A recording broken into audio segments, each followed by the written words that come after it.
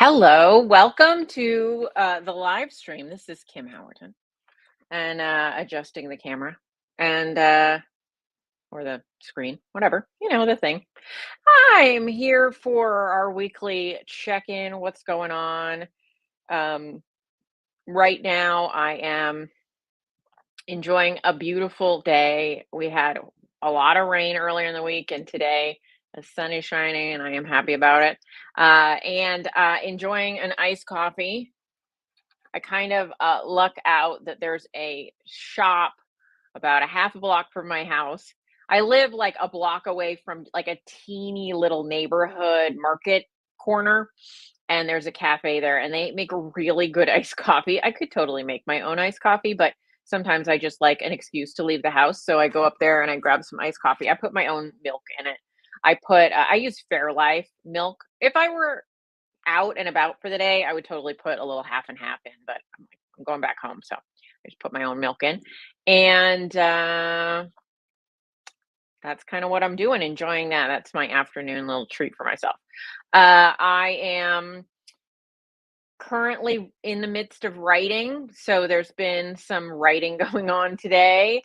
Uh, Specifically trying to like not go too far down the rabbit hole around how much detail I get into when I geek out about biological processes, but I'm learning right now. I was writing about cycle length, like menstrual cycle length, and I used to always think it was pretty much 50-50, like the first half of your phase, which is the follicular phase, and then the second half, which is the luteal, follicular first, luteal later. That's how I remember it. And the follicular phase is when your egg builds up, kind of the hormones needed, and then you ovulate, and then you go into your luteal phase where there is a higher progesterone release, progesterone, pro gestation. You need that progesterone phase to maintain a pregnancy. So, anyway, that's what I was looking at and reading more about what causes variability in cycle length. And I have to say that as I've entered into perimenopause, I'd always heard in perimenopause, right, that your cycles get further and further apart, which kind of makes sense until eventually you don't have a cycle.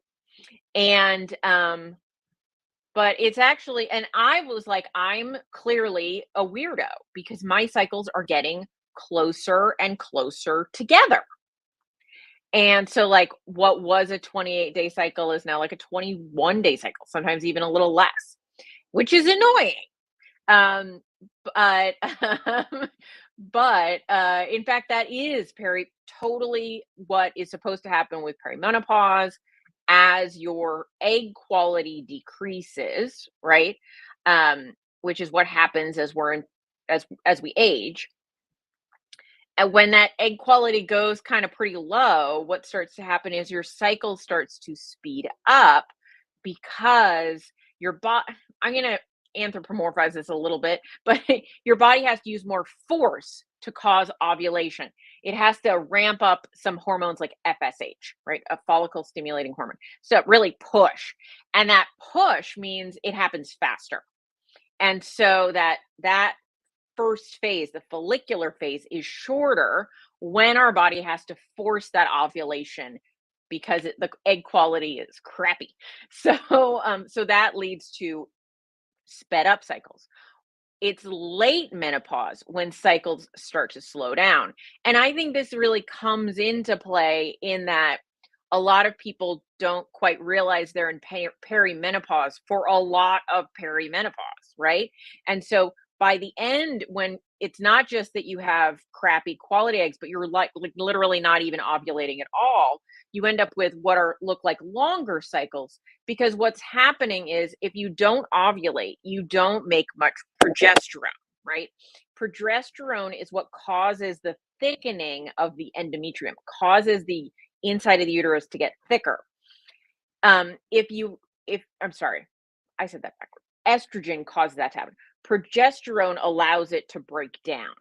right? There's a combination of factors, but you can look at it that way. So because you don't ovulate, you don't have that progesterone boost in the later part of your cycle, and therefore that lining just builds and builds and builds. You don't get the signal to release it. And so what ends up happening is it's building, building, building, and then eventually the body is just like this too thick, and it comes out. Like it's like if you just kept putting paint on the walls, eventually the paint would just come off the wall, right? Like, layers upon layers of wallpaper, eventually it just is too much and it falls off. And so if you have an inovulatory cycle, that lining will just build and build and build, and eventually it'll come out. And yeah, I know, but that's what it does.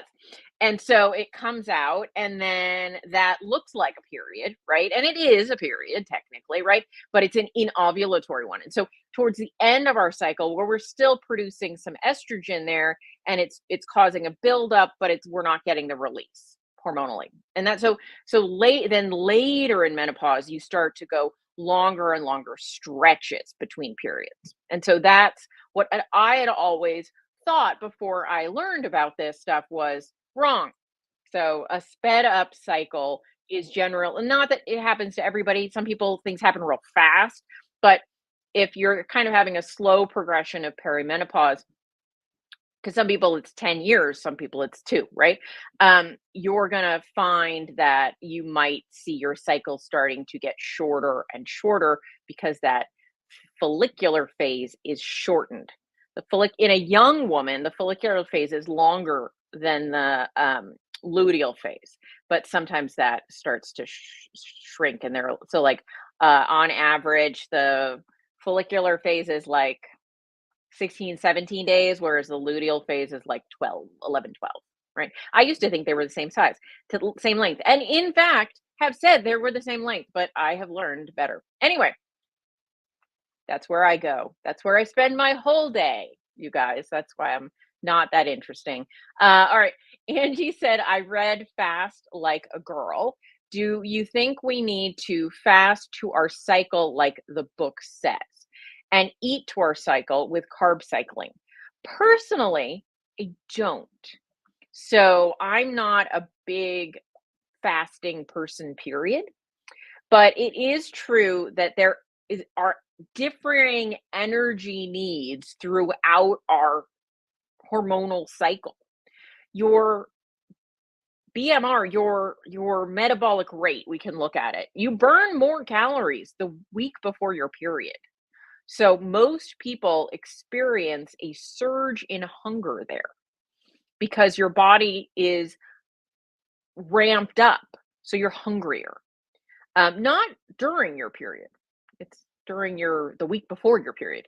If you have cravings during your period, that is in fact a desire for comfort, which is totally reasonable, right? If you're uncomfortable, you don't feel well, you feel you might want the kinds of foods that make you feel comforted, right?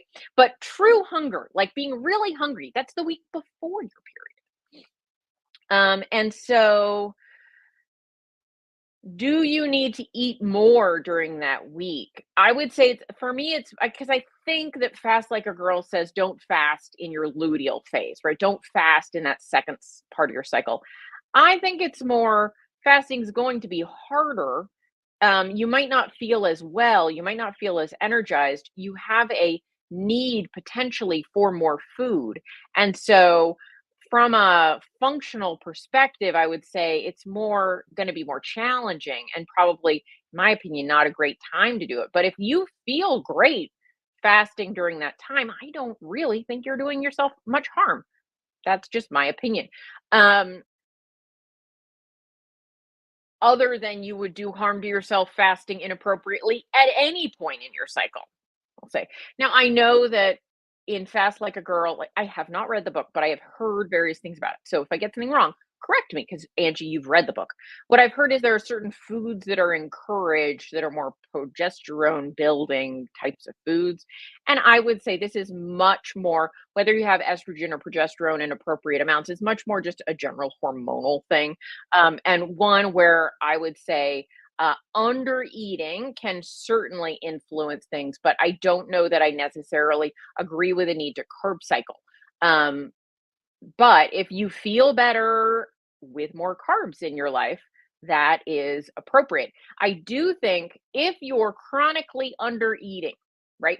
You're chronically low on energy, carbs are a way to help bump up your energy to meet some needs. So if you're chronically under eating and you add in some carbs in a cycle, potentially you may get away with more, if that makes sense. But the other solution is just not to chronically undereat. And so I think a lot of the problems that people run into and they say you need to carb cycle to fix this, like as an example, there are some people, and I've actually did a podcast about this with Amber O'Hearn and Siobhan Huggins, which was around someone in the health community saying, um, I've had to add carbs in because my thyroid is in the toilet, totally tanked. And then she very honestly, months later, said, "You guys, you know what? I didn't, it wasn't that I needed carbs, it was that I was chronically under eating. When I just bumped my calories up altogether and I started to eat more and be better nourished, those problems went away." But she'd gotten convinced by a bunch of carb cyclers that she needed more carbs. Am I saying carbs are bad? No. Am I saying that carbs might not play a role? No. Am I saying I think it's an across the board requirement for every person to carb cycle and and or else they have no other solution for their hormones? That I disagree with wholeheartedly. I said that in a confusing way. Hopefully, let me rephrase that. Um, Adding in carbs is one option to help in certain circumstances. It's not the only option.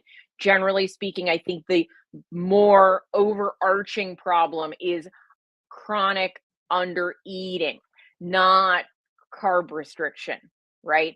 And so I would say that for a lot of women who are carb intolerant, that is, they don't feel good when they eat a high carb diet, certain types of foods just don't really work for them. I don't want them thinking the only solution is a sweet potato. The only solution is not a sweet potato. It is one of many, the other of which is, gosh, I'm under eating in general, and I probably just need a steak, right? And so that's another solution. So to your point here, you said I tried to eat the higher carb foods mentioned in that phase in the book, and she talks about, and I noticed it didn't make me feel good. Right. So I think the thing that we need to be really diving into is that when we chronically undereat, a lot of things can happen, right? A lot of not good things can happen. And we can, I think, attribute that to low carb when it's simply undernourished. And yes, adding some carbs in can help mitigate some of those problems because you're adding some more energy to your diet. And you can also solve many of those problems by just eating more of the kinds of foods that actually do make you feel good. And so I just, even though I'm totally an advocate for a higher carb diet, if a higher carb diet were not a high carb diet, but adding back some carbs if that works better for you, I'm also not an advocate for um, doing what somebody else says that doesn't make you feel good, right? It's not the only option. Um, Angie says, I have PCOS, stopped taking the birth control, was trying to do more hormonal fixes naturally. Yeah. So after you stop taking the by the way, I'm not a doctor. Um, I'm I'm a health coach. So I'm just right now just giving you my opinion, and please don't take it as medical advice. But I also have PCOS. So I've experienced some of what you talk about, though I don't have kids. Um, but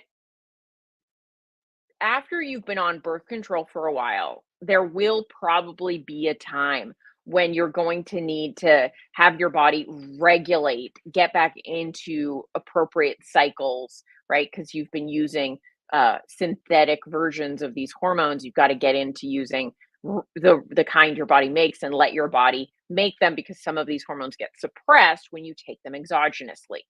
And so that being said, what I would really say is people with PCOS really almost always have insulin resistance, right?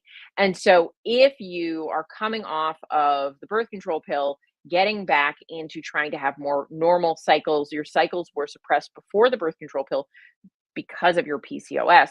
The thing you're going to want to do is get your hormones back in order, right?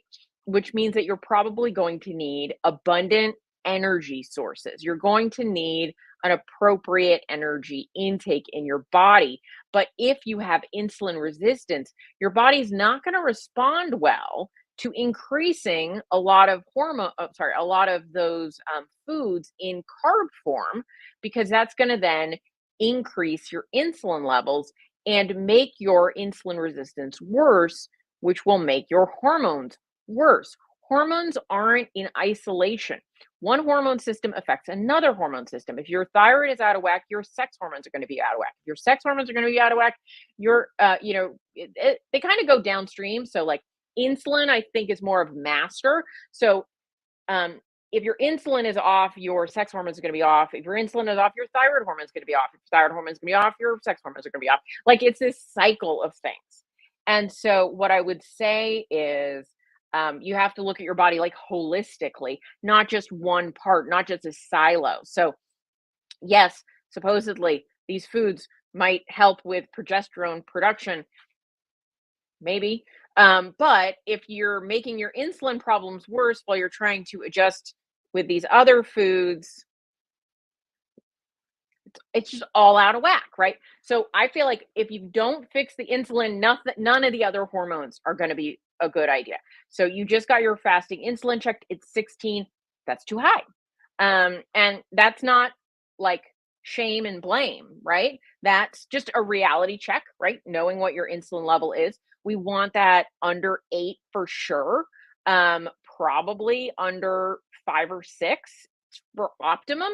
Is it like a line? Is it like you will not conceive under this number? No, no. It's just like what is optimal? Where do we want to head towards?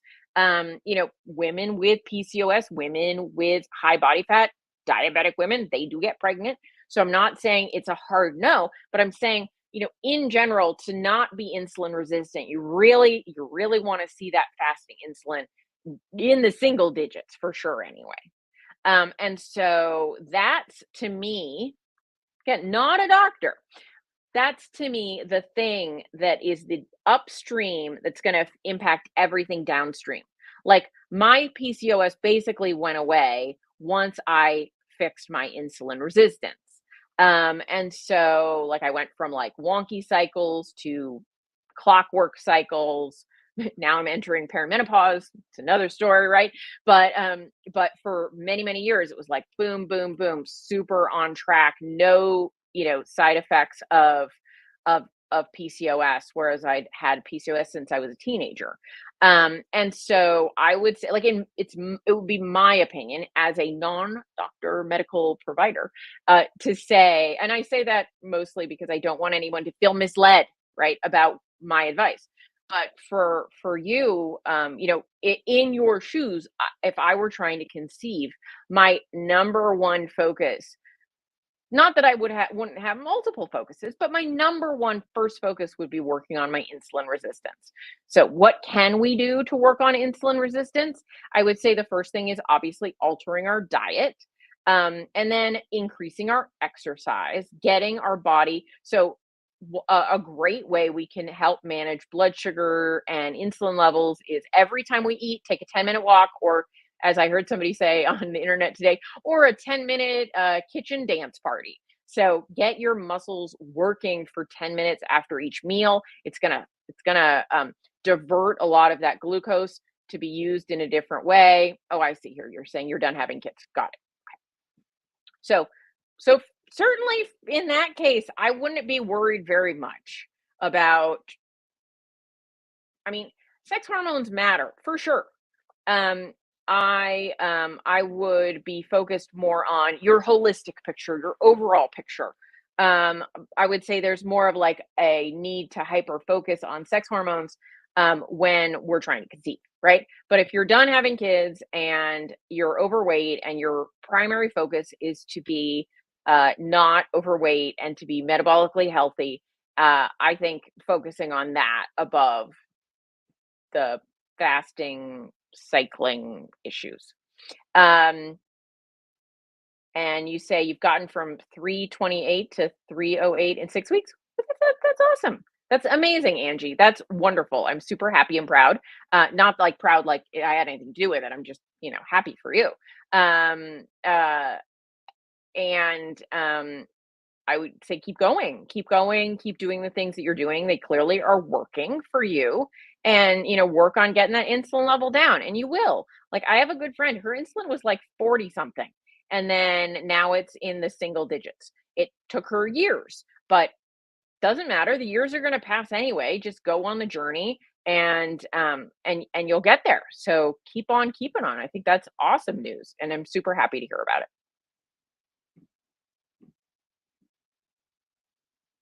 All right. Have another sip of my iced coffee.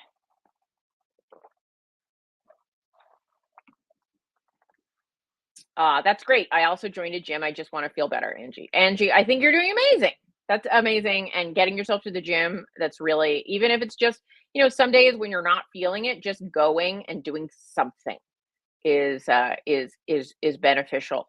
I think we can often be really hard on ourselves, like if we're not like killing it or we're not like, meeting new records every time, like, just doing it, just being in the habit, just sticking with it. That's the key to success for sure. All right. You're welcome, Angie. No problem. All right. What else is going on in the world, people? I'm just thinking when it's May. How is it May? Anyway, it's May. Coming up on my keto versary when I first went keto. I can't even figure out how many years ago at this point. Is it 7? Is it 8? Like 7 or 8 years at this point. Sort of sort of like you start forgetting how old you are. I don't know. I'm like, when was that? What year? I know the day, but I don't remember. I'm like, I should have been more careful about marking the year. Um, but yeah, it's been a thing for sure. And really going keto. I was talking about it with somebody today. Going keto was the thing that totally altered my life.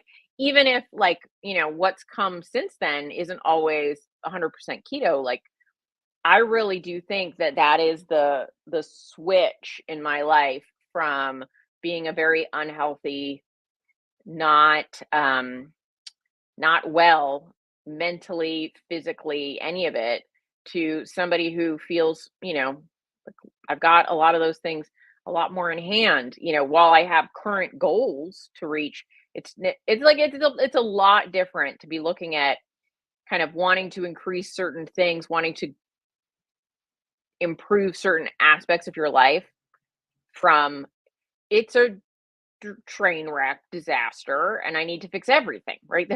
They feel like they're very different places to come from. So yay, yay.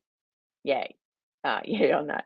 I just said this today. It's just a funny thing. I put a post up, but uh, I was a theater kid. Any other theater kids watching here? Make a comment. Say, yeah, theater kid in the in the comments if you're watching on the replay or you're watching right now.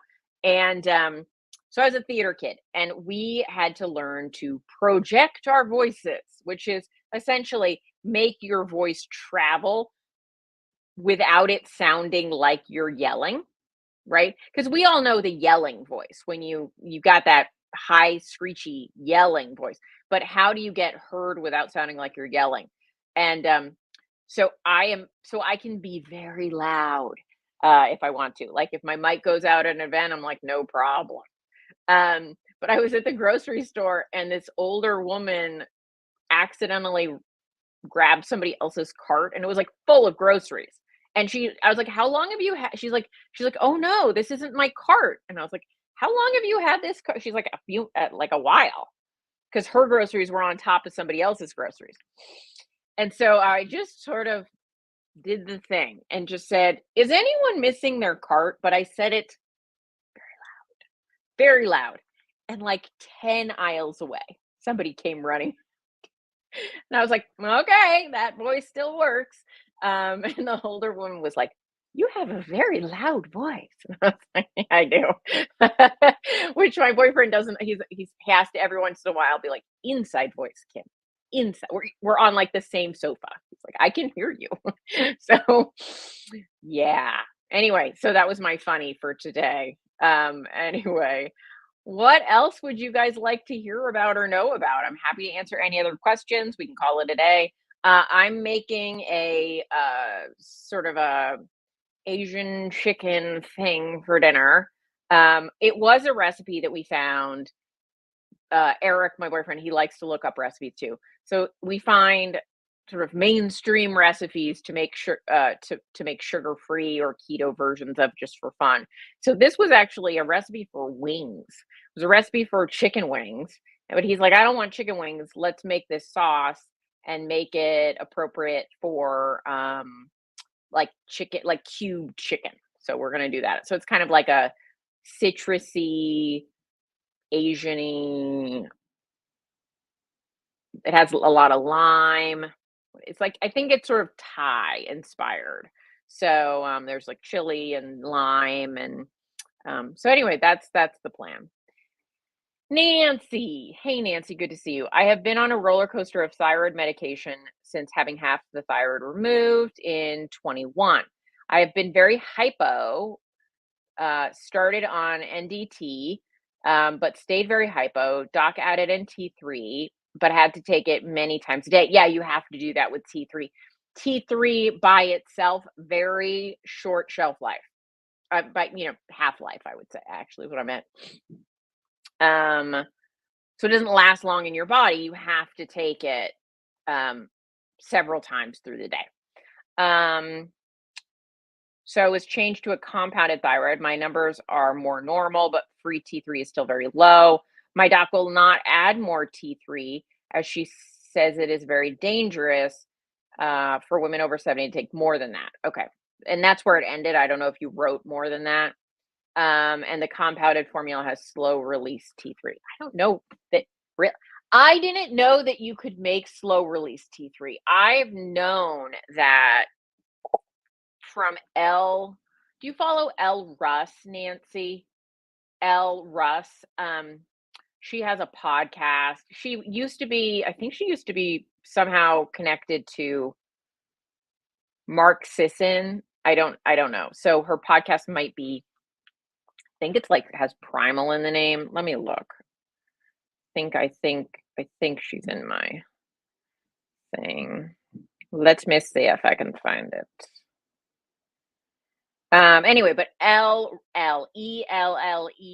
Russ Russ. L is, if you Google her, you'll find information. But L, she has T3 problems specifically herself. And so she would be the person I would want to look up, talk to, get some advice. She's done some other people's podcasts as well. Like she's been a guest on a variety of podcasts. So I would do some research on what L. Russ is talking about here. I seem to recall her saying something about her like her thyroid problems not really being fixed until she started taking T3 several times a day. The reason I'm skeptical about a slow release T3, which it very well may exist, I'm not saying it can't. I had no knowledge that existed, which is why I'm like, really? Because from what I struggle with or what I'm struggling with conceptually there is T3 breaks down real fast in the body. So that's why our body has T4, right? T4 is stable and then we convert from T4 to T3. So we're kind of like storing it as T4 and then throughout the day converting it to T3. But if we don't do that conversion well and we have to take T3, I don't know how it can be stable. Anyway, it's just a point of confusion for me. So I would like, I get what you're saying that compounding has slow release T3. I don't know how they do that. That's more just like, I don't know how they do that. I believe you that it exists. I just don't know how it works because T3 is not very stable. So I don't know how they stabilize it. Anyway, um, but I would look at LRUS. I would look at LRUS. Is there a way to help with the conversion of T4 to T3? Fabulous question.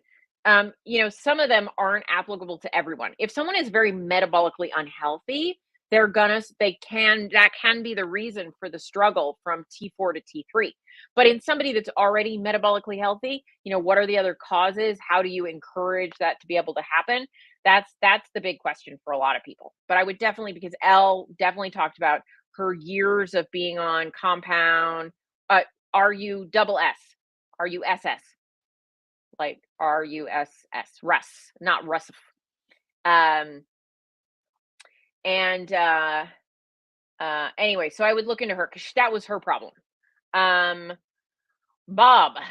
Oh, I got one. Oh wait, hold on. Let's see. Sharon, my youngest was voted the loudest in high school. Yes, loud. We're all loud. My mother is sort of loud. I'm the really loud one though, I will say. I think my youngest niece might be following my footsteps. We'll see. Um, Bob says, does it seem like people always gain 10 to 15 pounds after reaching their goal weight? Asking for a friend. Totally understand what you're saying. Is it common? Yes, very common, and often more. I mean, 90% of people regain most of their weight, if not more, of their original weight. So I will say so let's say you're like dieting, trying to get down to a certain weight, get down to the weight, and then you start eating a little more. Everyone's going to gain 2 to 3 pounds, right? Hopefully that makes sense.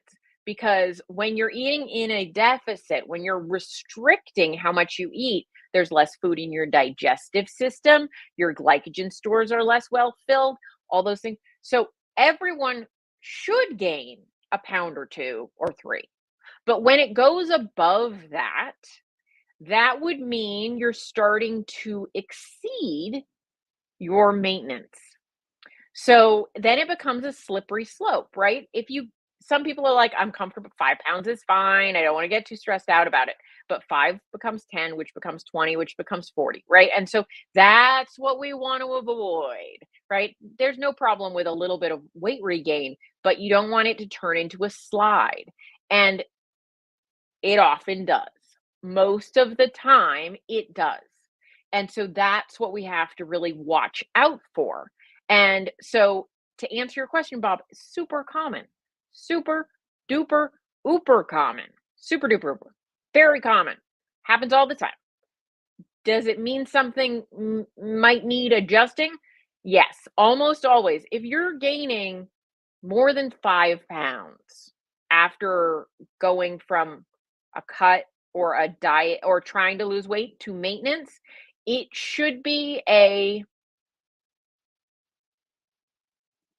don't want to say wake up call, a pay attention light coming on that something in the way you're currently eating, something about the way you're currently eating is perhaps a slippery slope to watch out for. Now, I also know some people who lost a ton of weight and evaluated and were like, this isn't where I want to be. I think I overshot my mark. Well, then a little bit of weight regain is what you're trying to do. But if you're talking about inadvertent weight gain, unintentional weight gain, things you didn't want to happen, in that case, I would say I would take some time to evaluate what is going on with your body. Yes, Nancy, Russ. Bob, I would say, yeah, you lost 80 pounds 6 years ago. And over those 6 years, you've gained 10 to 15 pounds. Super common. And not, if it's been 6 years and you've gained that weight, that's not like flashing danger signs. It's simply maybe a little bit of a yellow light saying like, hey, what's going on here? Like one of those things that can be very beneficial as well is to say, has this been a gain of over 6 years, right? 2 pounds a year? Or has it been no gain, no gain, no gain 5 pounds, 5 pounds, right? Like, has it been increasing? Or, hey, I gained 5 pounds in the first 2 years, and now it's like a pound, it's like slowed. Well, those are all going to give you different information to do things with, right?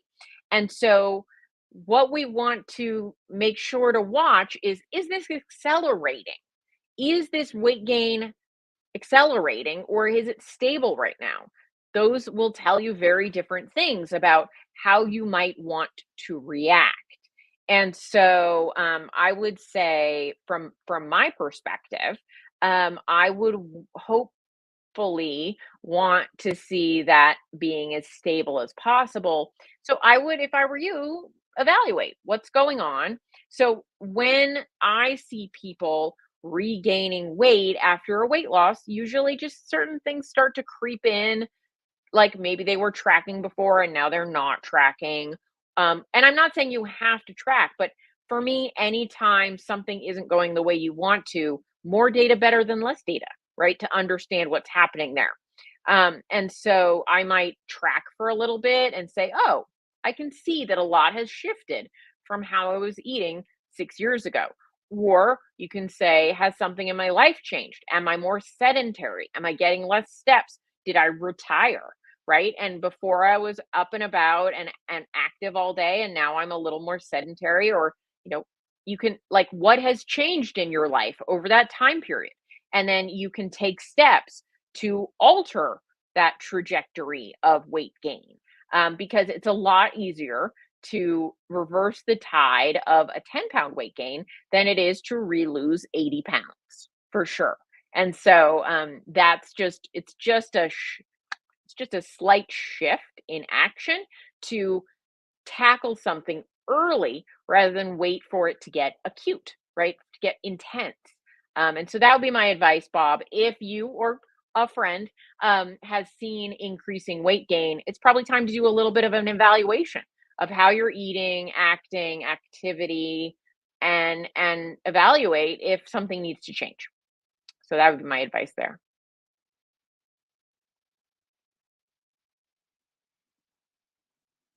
All right, guys.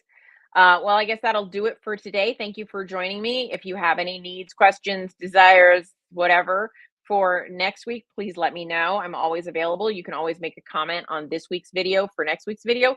If you haven't already subscribed to the channel or followed or liked, please do so. I would really, really appreciate it. And take care, and I'll see you next week.